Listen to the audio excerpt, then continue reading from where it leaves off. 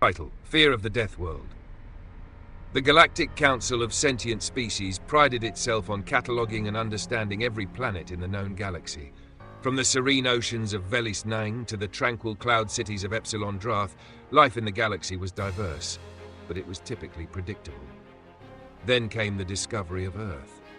The report came from an exploratory vessel captained by the Kriekish, an insectoid species known for their meticulous record-keeping. The moment the scout drones returned with atmospheric and environmental data from Earth, alarm bells rang across the Council. Earth, designated as Terra, wasn't classified as a Category 3 or even a Category 5 hazard planet. It was labeled a Category 10, a death world. The Council convened immediately. Holographic forms of countless alien species filled the chamber. At the head of the assembly stood Overseer Vlan, a towering luminescent being from the Shivren Collective. Its voice echoed through the chamber as it addressed the Council. "Explain to us," Vlan demanded, "what makes this Earth deserving of such a designation?" The lead scientist, a pale-skinned, amphibian-like Slithar named Dr. Jivex, stepped forward. His voice trembled as he spoke. "Honorable Council, Earth's environment is unlike anything we have ever encountered. It is a planet where danger lurks in every shadow, where survival is a daily battle. Its gravity is a crushing 9.8 meters per second squared, far beyond what most species could endure. Its atmosphere is rife with volatile oxygen, a gas capable of fueling combustion with horrifying efficiency." A murmur of unease rippled through the chamber. "And the wildlife?" Vlan prompted. Dr. Jivex's large eyes bulged. Predators dominate every level of its ecosystem. Apex creatures with razor-sharp claws, venomous fangs, and a terrifying capacity for ambush tactics. Some species, like the saltwater crocodile and the great white shark, have remained unchanged for millions of years because they are already perfect killing machines. "What about the sentients?" interrupted Admiral Krix, a feline humanoid from the Raskari Dominion. "Do the inhabitants reflect the brutality of their world?" Dr. Jivex hesitated. "Humans are unique. They possess no natural defenses. They lack claws, venom, or armored hides. They are soft, fragile, yet somehow they have thrived." The chamber erupted in confusion. "Impossible." Vlan's glow dimmed in disbelief. A species like that would be eradicated in days. Dr. Jivex leaned forward, his voice dropping to a near whisper. "That is what we thought, until we studied their history."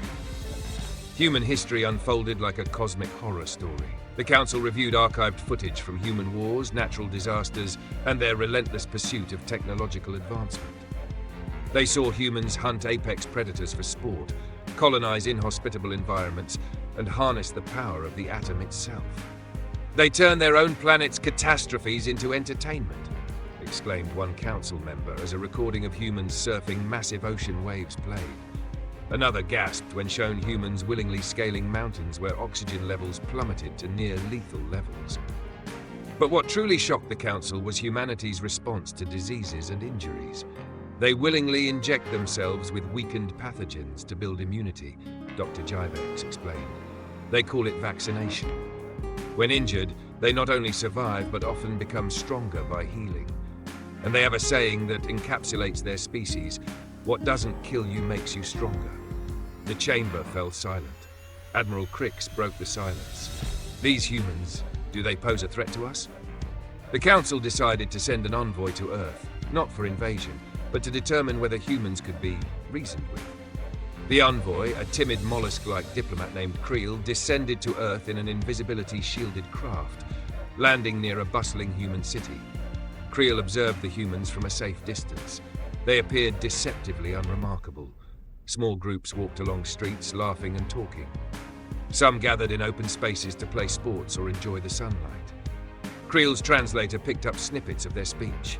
"It's so hot today," one human exclaimed, wiping sweat from their brow. "Hot," Creel muttered. "The temperature is 35 degrees. That would boil half the species in the galaxy."